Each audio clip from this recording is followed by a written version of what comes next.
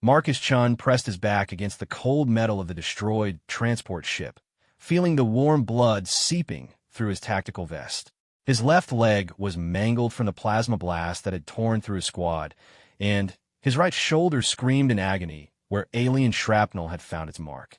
Around him, the smoking ruins of what had been Outpost Delta 7 painted a picture of complete devastation. The Galactic Council forces had come without warning, their sleek ships cutting through Earth's outer defense perimeter like knives through paper. Marcus had been part of the 82nd Reconnaissance Battalion, stationed on this remote mining world to protect human colonial interests. Now, after 3 days of brutal fighting, he was the only one left alive. Through his scope, Marcus watched the alien cleanup crews moving methodically through the battlefield. The Zephyrians moved with their characteristic grace, their elongated limbs picking through human equipment with clinical efficiency. The bulky Kronar mercenaries stomped around, their massive frames crushing debris underfoot as they searched for survivors to eliminate. Most disturbing were the veil-touched, the Council's assassins, who seemed to glide between shadows like living nightmares. Marcus had counted at least 300 enemy troops in the immediate area. His rifle had perhaps 40 rounds left, and his sidearm carried 2 spare magazines. By any reasonable calculation, he was dead already. The smart thing would be to activate his emergency beacon and hope for a quick death rather than interrogation. But Marcus Chun had never been accused of being particularly smart. He thought about his daughter Sarah, who would be starting university next month if the Council hadn't decided that humanity needed to be contained for the good of galactic peace. He thought about his wife Elena, probably huddled in some underground bunker on Earth, wondering if her husband was still alive. He thought about his squad mates, good soldiers who had died because politicians light years away had decided that humans were too dangerous to exist freely. The anger that rose in his chest felt clean and pure, burning away the pain and exhaustion. Marcus checked his rifle one more time, ensuring the scope was properly calibrated. The Zephyrian commander stood near what had been the outpost's main communications array, gesticulating with 4 arms while barking orders in their musical language. Marcus lined up his shot, accounting for wind resistance and the gravity differential on this world. The Zephyrian's head filled his crosshairs, and Marcus felt the familiar calm that came before a kill shot. He controlled his breathing, ignored the throbbing in his wounded leg, and gently squeezed the trigger. The hypervelocity round punched through the commander's skull, dropping the alien instantly. The reaction was immediate chaos as the remaining forces scattered, searching for the source of the shot. Marcus was already moving, dragging himself to a new position among the wreckage. He had learned long ago that sniping was as much about psychology as marksmanship. Fear was a weapon that could multiply a single rifle into an army. As the aliens organized search patterns, Marcus picked his next target carefully. A Kronar heavy gunner was directing 2 squads toward Marcus's previous position. Another shot, another dead alien, and now panic was starting to set in among the enemy ranks. The veil-touched were the first to adapt, using their natural cloaking abilities to approach Marcus's general area. He caught the shimmer of displaced air moving between 2 crashed vehicles and put a round through center mass. The creature materialized as it died, revealing the nightmare fusion of insect and mammal that made up their species. Marcus smiled grimly as he relocated again. The aliens were learning that their overwhelming numerical advantage meant nothing when they couldn't see their enemy. Each shot he fired was calculated for maximum psychological impact, targeting leaders and specialists rather than going for easy kills. As the hours passed, the enemy's organized sweep turned into a desperate hunt. They brought in atmospheric scanners, thermal imaging, even pheromone trackers. Marcus countered each attempt with techniques learned in a dozen brushfire wars across human space. He used the planet's natural iron deposits to mask his heat signature, coating himself with metallic dust that confused their sensors. When they brought in hover drones, Marcus waited until 3 were clustered together before detonating a grenade he had salvaged from a dead Kronar. The explosion took out all 3 drones and convinced the enemy that they were facing a larger force than just one wounded human. By nightfall, Marcus had reduced the enemy force by nearly 50 soldiers. More importantly, he had shattered their confidence. The aliens who had swept through human defenses with casual arrogance were now jumping at shadows, firing at nothing, and arguing among themselves about how to deal with the threat. The Zephyrian's second-in-command, now promoted to field commander by Marcus's first kill, made the decision to call for reinforcements. Marcus watched through his scope as the alien activated a long-range communicator, probably requesting additional troops or specialized equipment. Marcus could have taken a shot easily. Instead, he waited, letting the message go through. Let them call for help. Let them bring their entire fleet if they wanted. Marcus Chun was just getting started, and he wanted the whole Galactic Council to know that humans didn't die quietly. As the alien night deepened, Marcus settled into his hide among the twisted metal and concrete. His wounds had stopped bleeding, though infection was becoming a concern. He had water for maybe 2 more days and enough stimulants to keep functioning for perhaps another day after that. But he also had something the aliens couldn't understand or counter: the absolute refusal to surrender that marked humanity's warrior culture. They had made the mistake of leaving him alive, and now he would make them pay for that error in blood and terror. Marcus closed his eyes for a moment, allowing himself to think of home one last time. Then he opened them, focused on the enemy camp below, and began planning their destruction. The Galactic Council wanted to see what happened when they pushed humanity too far. Marcus Chun was about to give them a lesson they would never forget. The reinforcements arrived at dawn, 3 dropships carrying what Marcus estimated to be another 200 troops. He watched from his concealed position as hegemony shock troops filed out alongside more veil-touched assassins and a new species he hadn't seen before. These newcomers were tall and spindly, with too many joints in their limbs and heads that swiveled in ways that hurt to look at.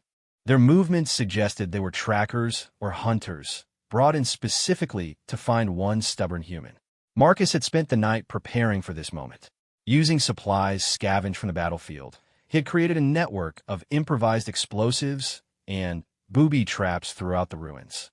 Every piece of equipment the aliens might want to investigate, every obvious hiding spot, every natural choke point now held a nasty surprise. The first trap triggered barely an hour after the new troops began their sweep. A squad of hegemony soldiers approached what appeared to be a damaged human communication relay. When their scanner operator bent to examine the equipment, Marcus's improvised mind took out the entire squad in a brilliant flash of superheated plasma. The explosion echoed across the battlefield like thunder, and Marcus watched with satisfaction as the aliens immediately went into defensive positions. Their confidence was already cracking, and the hunt had barely begun. The spider-like creatures were indeed trackers, and they were good at their job. Marcus watched them work, following scent trails and heat signatures with an efficiency that impressed even him. Unfortunately for them, Marcus had anticipated this possibility. During the night, he had contaminated dozens of false trails with his own blood and gear, creating a maze of conflicting evidence. When the lead tracker finally homed in on one of Marcus's decoy positions, the shaped charge he had hidden there removed the creature from existence in a spectacular display of human engineering. The other trackers became noticeably more cautious after that. Marcus moved through the ruins like a ghost, using every trick learned in 2 decades of warfare. He knew that his wounds were slowing him down and that eventually the alien superior numbers would tell. But he also knew that each hour he remained free was another hour of psychological damage inflicted on an enemy that had expected easy victory. His next target was a communication station the aliens had established on high ground overlooking the battlefield. 3 guards, all Kronar, stood watch while technicians inside coordinated the search efforts. Marcus approached from below, moving through a drainage culvert that ran beneath the position. The climb nearly killed him. His wounded leg screamed in protest, and twice he almost blacked out from blood loss. But when he finally reached position directly under the communication array, Marcus allowed himself a cold smile. The aliens had made the classic mistake of assuming their enemy would attack from a distance. Marcus placed his remaining explosives with the precision of a master craftsman. When he triggered the charges, the entire hilltop disappeared in a column of fire that could be seen from orbit. The communication blackout that followed threw the alien forces into complete disarray. Without their coordination network, The various species began operating independently, pursuing their own tactical doctrines instead of working together. The hegemony troops fell back into defensive formations. The veil-touched scattered to hunt individually. The remaining trackers tried to re-establish contact with their handlers. Marcus exploited the confusion ruthlessly. He picked off isolated individuals, sabotaged equipment, and gradually herded the scattered forces toward the kill zone he had prepared in the outpost's former command center. The building was a maze of collapsed walls and twisted metal, perfect for close-quarters combat. Marcus had spent precious time during the night preparing the area, creating firing lanes and escape routes that only he knew about. When the first hegemony squad entered the building, they walked into a nightmare. Marcus was no longer the distant sniper picking off targets from hiding. He was death incarnate, moving through familiar terrain with lethal purpose. His rifle spoke with mechanical precision, each shot dropping an enemy soldier. When they tried to flank him, they found his prepared positions. When they attempted to flush him out with grenades, they discovered that he had already moved. The building became a charnel house. Alien blood painted the walls in abstract patterns, and the air filled with the stench of fear pheromones from a dozen different species. Marcus moved like a predator through his domain, always one step ahead of his hunters. A veil-touched assassin tried to ambush him from above, dropping from the ceiling with claws extended. Marcus caught the movement in his peripheral vision and put 3 rounds into the creature before it could strike. Another tried to approach using its natural camouflage, but Marcus had learned to spot the telltale shimmer. His knife found its throat before it could decloak completely. The psychological impact was devastating. These were the Council's elite forces, trained to break human resistance through superior firepower and coordination. Instead, they found themselves trapped in a slaughterhouse with a wounded human who seemed to know their every move before they made it. When the Kronar Heavy Assault Unit finally arrived with their powered armor and siege weapons, they found the command building empty except for the bodies of their fallen comrades. Marcus had vanished again, leaving behind only death and the growing legend of his impossible survival. From his new position in the ruins of the motor pool, Marcus watched the aliens regroup once more. Their numbers had been cut by more than half, and their morale was shattered. Leaders were arguing in the open, their composed demeanor replaced by obvious fear and frustration. But Marcus knew his time was running out. The stimulants were wearing off, and his wounds were becoming harder to ignore. His ammunition was down to single digits, and the infection in his leg was spreading despite the antibiotics he had scavenged. Most importantly, he could hear the distinctive whine of more dropships approaching from orbit. The Galactic Council was finally taking the threat seriously, bringing in specialized equipment and probably their most elite units to deal with one stubborn human. Marcus checked his rifle one final time and smiled. Let them come. He had already accomplished something unprecedented in the short history of human-alien conflict. He had shown the galaxy that humans couldn't be dismissed or underestimated, that even one wounded soldier could become a force of nature when properly motivated. The dropships were landing now, disgorging fresh troops and what looked like specialized hunting equipment. Marcus could see powered exoskeletons, advanced sensors, and weapons platforms designed specifically for urban warfare. He thought briefly about his family, hoping they would understand why he had chosen this path. Then, Marcus Chun, the last defender of Outpost Delta 7, prepared for the final act of his one-man war against the stars. The Council's elite response team was unlike anything Marcus had faced before. These weren't regular soldiers or even specialized units. They were the apex hunters, the Galactic Council's answer to threats that conventional forces couldn't handle. Marcus watched from his concealed position as they deployed with mechanical precision that spoke of countless successful operations. Their leader was a massive Titan-class warrior, standing nearly 3 meters tall and encased in powered armor that gleamed with energy shielding. Its species was unknown to Marcus, but the way other aliens deferred to it spoke of a reputation built on successful hunts. Accompanying the giant were 2 squads of what appeared to be cybernetically enhanced veil-touched, their natural abilities augmented with technology that made them nearly invisible even to Marcus's trained eyes. Most concerning was the presence of a Skywalker, one of the telepathic species that the Council rarely deployed outside their own territory. The creature's elongated skull pulsed with bioluminescent patterns as it scanned the battlefield, obviously searching for traces of Marcus's mental signature. Marcus knew he was outclassed in every measurable way. His ammunition was down to 12 rounds.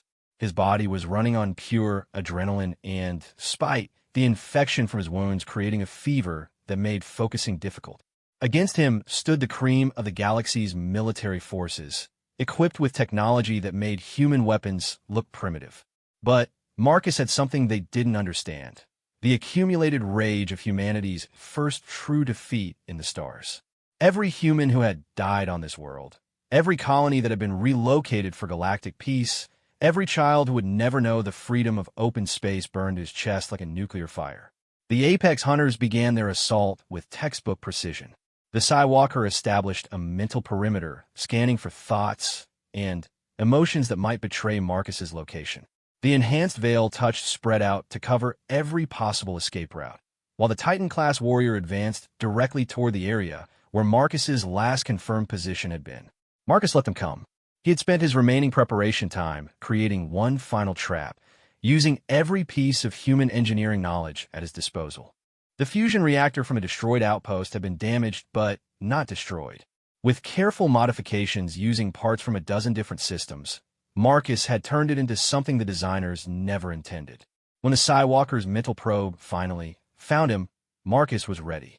Instead of trying to hide his thoughts, he opened his mind completely, flooding the telepathic creature with every memory of human warfare he possessed.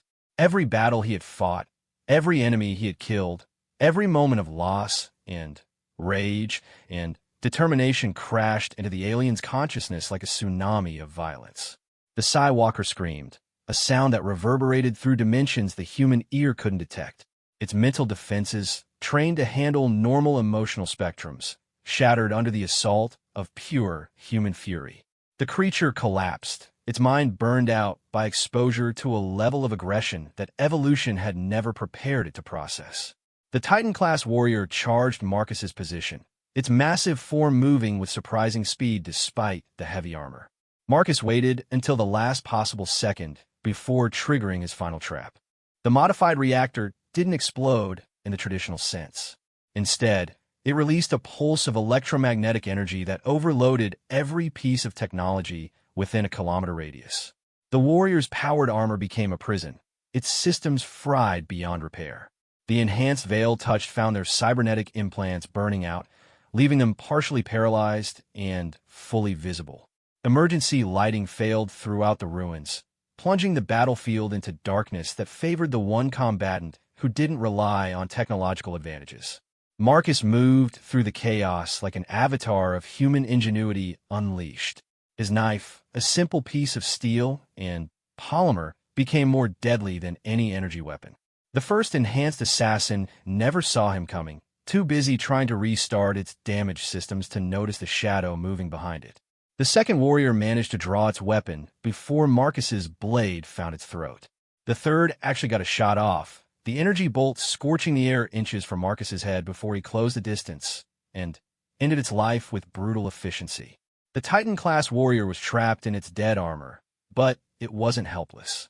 As Marcus approached, the creature began tearing its way out of the suit with bare hands, revealing a physiology that defied human understanding. Its natural strength was sufficient to bend steel, and its natural armor could probably stop small arms fire. Marcus didn't have small arms fire left. He had 4 rounds in his rifle and a knife that had already tasted alien blood. When the creature finally broke free, it stood revealed as something out of nightmare, all claws and fangs and predatory intelligence. The battle that followed was less combat than mutual destruction. Marcus put all 4 rounds into the creature's center mass, watching with satisfaction as its natural armor cracked and alien blood began to flow. But the wounds only seemed to enrage it further. The creature's claws raked across Marcus's chest, tearing through his tactical vest like paper. Its jaws snapped shut inches from his throat, close enough that he could smell the alien's breath and see his reflection in its eyes. Marcus jammed his knife into the creature's neck, twisting the blade to find vital organs that might not exist. The alien's blood was acid, burning his hands even as he drove the weapon deeper. They fell together, locked in an embrace that only one would survive. When the backup teams finally arrived, they found a scene that would be studied by xenobiologists for generations. The Titan-class warrior lay dead, its throat opened by a primitive human blade. Beside it, Marcus Chun sat propped against a piece of debris, his rifle empty, his knife still clutched in hands that had been burned to the bone by alien blood. He was still alive, barely, his eyes tracking the approaching soldiers with an awareness that made hardened warriors step back in involuntary fear. Here was something they had no frame of reference for, a human who had been broken in every measurable way, but still refused to die. The ranking officer, a hegemony general who had overseen the pacification of 3-star systems, approached with the caution usually reserved for handling unstable explosives. When he was close enough to see the expression on Marcus's face, the general understood why the Galactic Council's finest had been unable to stop one wounded human. Marcus Chun smiled, and in that expression was everything the aliens feared about humanity. Not the rage or the violence, but the absolute refusal to accept defeat even when victory was impossible. The willingness to keep fighting not for gain or glory, but simply because surrender was not in their nature. The general raised his sidearm, preparing to end the threat that had cost the Council hundreds of elite soldiers and immeasurable prestige.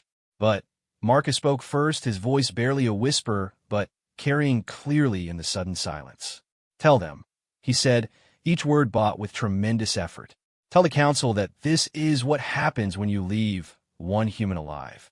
Tell them that we don't forget, and we don't forgive, and we sure as hell don't surrender." Marcus closed his eyes for the last time, his final breath carrying a message that would spread throughout the galaxy like wildfire. The Galactic Council had achieved their tactical objective, eliminating human presence from the outer colonies. But they had also created something far more dangerous than any military force, a legend that would inspire human resistance for generations to come.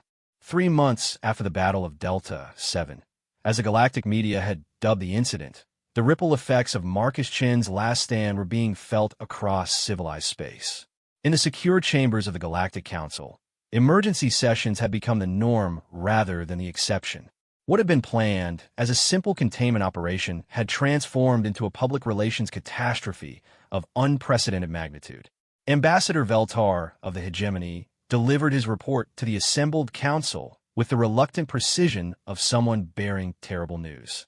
The footage from Delta 7 had somehow leaked despite their best efforts, spreading through underground networks faster than they could contain it. More problematic was the reaction from other species who had previously accepted council authority without question.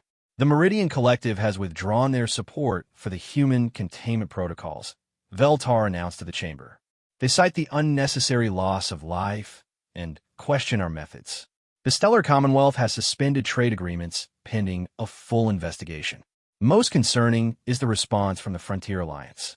They're offering sanctuary to human refugees and have publicly condemned our actions.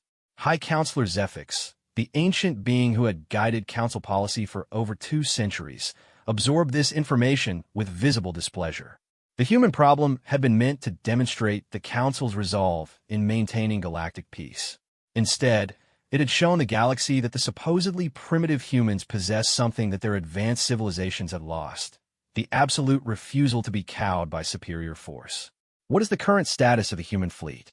Zephix inquired, his translated voice carrying undertones that made several council members visibly uncomfortable. "That's where our problems multiply exponentially," Veltar replied, consulting his datapad with obvious reluctance. Human Naval Command has declared what they call a Chun Doctrine, named after the soldier from Delta 7. It essentially abandons conventional warfare in favor of what they term asymmetric resistance operations. The implications were staggering. Rather than engaging the Council's superior fleets in direct combat, human forces had scattered throughout the galaxy. Small cells of human operatives were appearing on Council worlds, not to conquer or occupy, but to demonstrate that nowhere was truly safe from retaliation. On the industrial world of Core Prime, a team of human infiltrators had sabotaged the main orbital shipyard, destroying 3 Council dreadnoughts under construction. The operation had been carried out with such precision that it took investigators days to determine how the humans had penetrated their security. On Vale Nothi, the Vale-touched homeworld, human operatives had somehow penetrated the planet's most secure facility and liberated classified information about Council military capabilities. The data had been broadcast on every communication frequency in the sector before the authorities could respond. Most unsettling was the incident on Cynix, where a single human operative had infiltrated a gathering of the galaxy's most powerful telepaths. When the Skywalkers had attempted to read the intruder's mind, they found themselves overwhelmed by the same phenomenon that had destroyed their colleague at Delta 7. 3 of the galaxy's most accomplished mental manipulators were now in psychiatric care, their minds apparently burned by contact with human fury. "How many incidents are we tracking now?" Zefix asked, though his tone suggested he already knew the answer would be unpleasant. "Over 200 confirmed operations," Veltar replied. "The humans aren't trying to hold territory or engage our fleets. They're systematically demonstrating that our security measures are inadequate against opponents who refuse to follow conventional tactical doctrine." The human strategy was unlike anything the Council had encountered in their millennia of maintaining galactic order. Previous resistance movements had followed predictable patterns: organize, arm themselves, attempt to hold territory, eventually sue for peace when the cost became unbearable. Humans simply ignored those rules entirely. They struck without warning, achieved their objectives, and vanished before retaliation was possible. More importantly, they seemed to be operating under the assumption that the war would continue indefinitely, making no attempt to preserve their own forces for future conventional battles. "What does our intelligence division recommend?" Zefix inquired. "Negotiation," Veltar said, the word clearly distasteful to him. "Director Krall believes that the humans are using these operations to demonstrate their capabilities rather than to achieve territorial objectives. He suggests that they may be attempting to force us to the bargaining table from a position of strength." The irony was not lost on any Council member present. 3 months ago, humanity had been a minor irritant, a young species that needed guidance in accepting their place in the galactic order. Now, they were forcing the Council to consider diplomatic solutions to what was supposed to have been a military police action. "There is another factor to consider," added Councillor Thane of the hegemony. "The economic impact of the uncertainty. Shipping companies are refusing to operate in sectors where human cells might be active. Several member species have begun developing independent defense forces, citing inadequate Council protection. The Frontier Alliance has started openly recruiting human technical advisors." This last point struck at the heart of the Council's authority. For centuries, their power had rested on the promise that membership provided security and prosperity. If species began to doubt the Council's ability to maintain order, the entire power structure could collapse. The chamber fell silent as each member contemplated the implications. They had committed significant resources to what should have been a simple demonstration of power.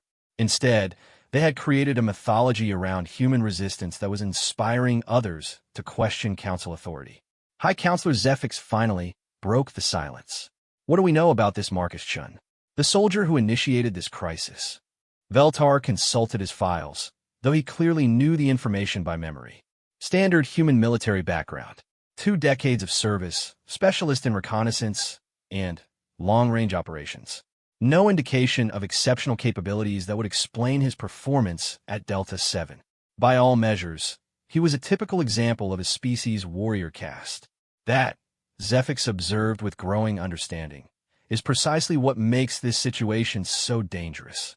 If their typical soldiers are capable of this level of resistance, what might their elite forces accomplish?" The question hung in the air like a toxic cloud. The Council had spent centuries building their authority on the assumption that advanced technology and superior numbers could overcome any resistance.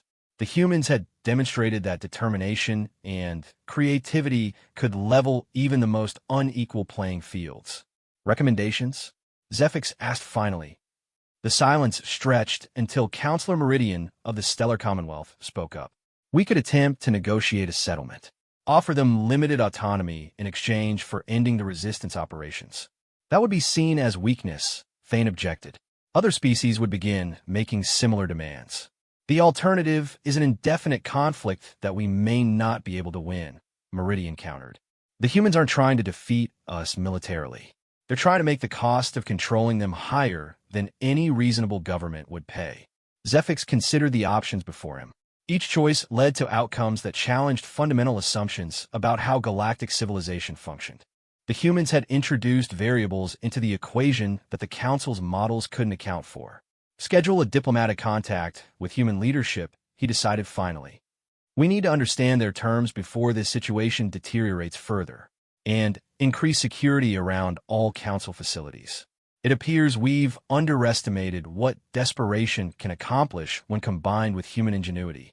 As the Council session ended, the assembled representatives dispersed to their respective domains, each carrying the uncomfortable knowledge that the galaxy had changed in ways they were only beginning to understand. The legend of Marcus Chun and Delta 7 had become something larger than military history. It had become proof that the strong could not simply dictate terms to the determined, regardless of technological disparity. In the depths of space, human resistance cells received coded transmissions confirming what they already knew. Their message had been received. The galaxy was finally ready to listen to what humanity had to say. Admiral Sarah Chun stood before the assembled representatives of the Galactic Council, her dress uniform bearing the insignia of the United Earth Defense Force and the memorial star that had been created to honor her father's sacrifice. The negotiation chamber on the neutral station of Concordia Prime had been designed to intimidate, its vast spaces and alien architecture meant to remind lesser species of their place in the galactic hierarchy. Sarah felt no intimidation. She had grown up on stories of Delta 7, had watched the footage of her father's last stand until she could recite every tactical decision from memory. The beings arrayed before her represented the forces that had killed Marcus Chun, but they had also proven his point. Humanity would not be contained by fear alone. High Counselor Zephix spoke first, his ancient voice carrying the weight of centuries of authority. Admiral Chun, the Council recognizes the effectiveness of human resistance operations. We are prepared to discuss terms for ending the current hostilities. Sarah smiled, an expression that made several Council members shift uncomfortably in their seats. They had learned to recognize that particular look on human faces, having seen it in the final moments of many of their soldiers' lives. Hostilities? Sarah repeated, her voice carrying clearly in the vast chamber. Counselor, what you call hostilities, we call justice. What you call resistance operations, we call keeping promises to our dead. She activated a holographic display that filled the center of the chamber, showing tactical reports from across the galaxy. Since Delta 7, human cells have conducted over 800 operations against Council assets.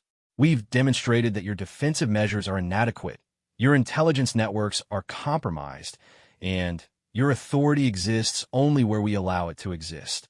The display shifted to economic data that made several Council members visibly wince. Shipping insurance in sectors with human activity has increased by 400%.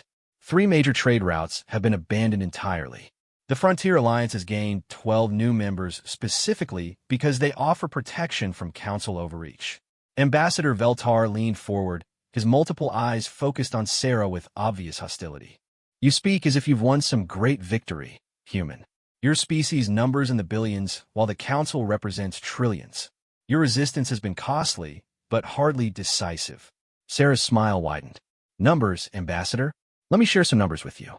It takes approximately 50 of your soldiers to hunt down one human operative. That's not counting the support personnel, the equipment, the ships, and the infrastructure needed to maintain that operation. Basic mathematics suggests that we can continue this indefinitely while you bankrupt yourselves trying to stop us. She gestured to another display showing recruitment data. More interesting is what's happening to your own forces. Desertion rates among non-core species have tripled. Several member worlds are questioning why they're spending resources to hunt humans instead of defending their own territories. The Meridian Collective has formally withdrawn from all Council military operations. High Counselor Zephix raised a manipulator for silence. What are humanity's terms for ending this conflict? Sarah had been waiting for this question, had rehearsed her answer in front of mirrors and fellow officers until every word carried maximum impact. full restoration of all human territories seized during the initial containment action, recognition of human sovereignty over all colonies established prior to Council intervention, reparations for the civilians killed during your police action, and formal recognition that humanity will not be subject to Council authority without our explicit consent. The terms were outrageous by normal diplomatic standards, essentially demanding that the Council admit complete defeat in exchange for peace. Several representatives began speaking at once, their translated voices creating a cacophony of outrage and disbelief. Zephyx restored order with effort.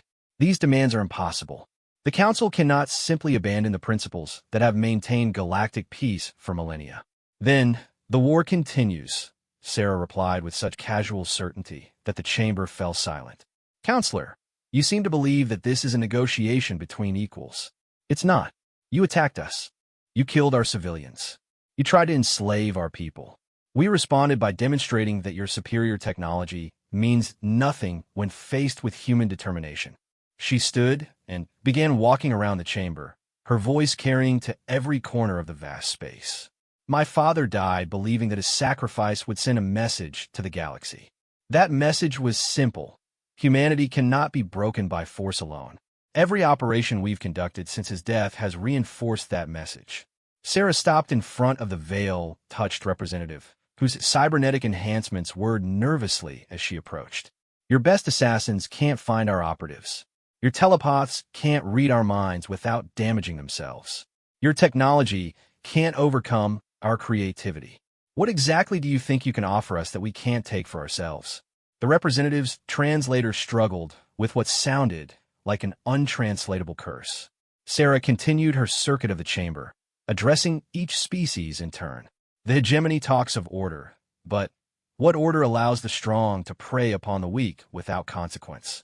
The Stellar Commonwealth speaks of justice, but where was justice when you decided our children had to die for galactic peace? The Meridian Collective preaches harmony, but what harmony exists when it's imposed at gunpoint? Sarah returned to her position at the center of the chamber. Every species in this room has benefited from the peace you've maintained. That peace was bought with the submission of countless others who couldn't resist your combined might. We're offering you a new paradigm, peace based on mutual respect rather than superior force.